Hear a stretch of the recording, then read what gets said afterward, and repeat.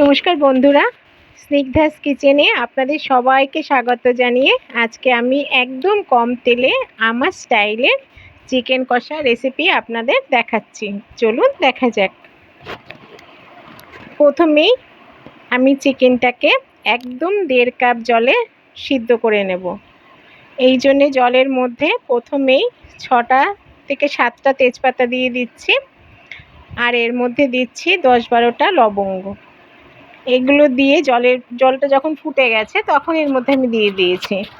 এরপরে এর মধ্যে যে মাংসগুলো ধুয়েছিলাম সেই মাংসগুলো সব দিয়ে দেব, দিয়ে একটা সিটি দিয়ে নামিয়ে রাখবো।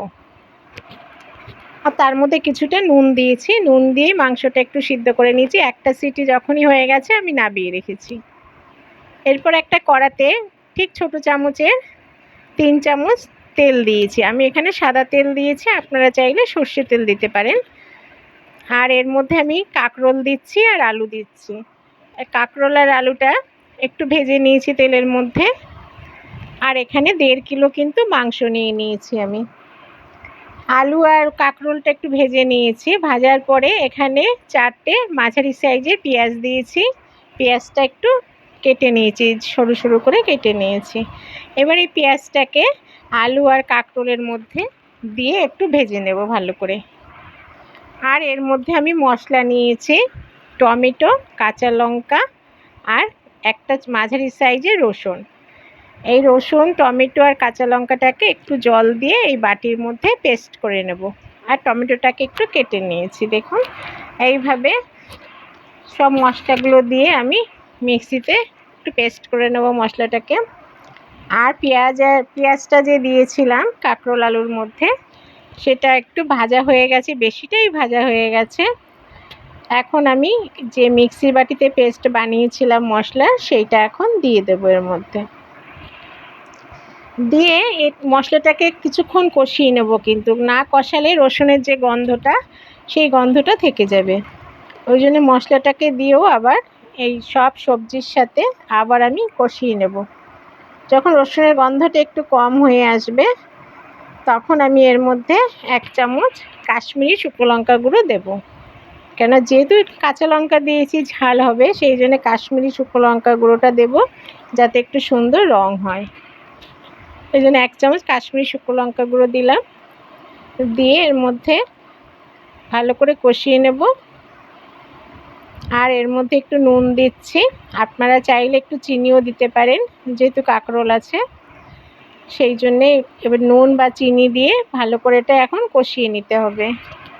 মশলাটা যখন পুরোটাই কষানো হয়ে যাবে, বেশিটাই কষানো হয়ে যাবে, তখন যে সিদ্ধ করে মাংসটা রেখেছিলাম আগে, সেটা এখন দিয়ে দেব।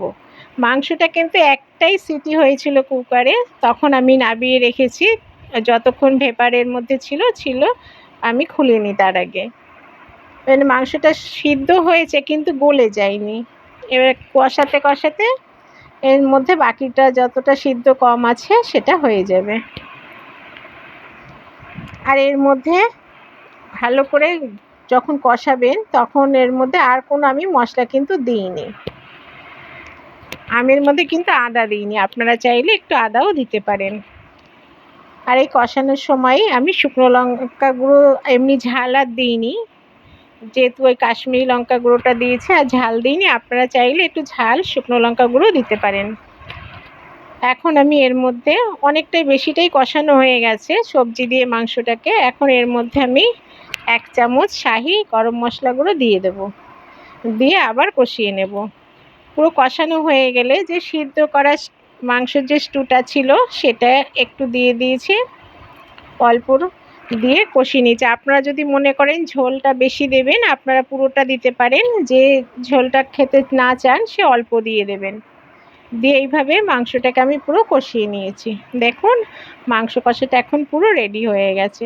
তো বন্ধুরা, আমার তৈরি এই মাংস কষা রেসিপিটা আপনাদের কেমন লাগলো তা আপনারা আমাকে লাইক করে জানাবেন আর শেয়ার করবেন। আর আমার রেসিপিগুলো যদি আপনাদের ভালো লেগে থাকে তাহলে আমার চ্যানেলটিকে সাবস্ক্রাইব করবেন আর পাশে থাকা বেল আইকনটিকে ক্লিক করবেন।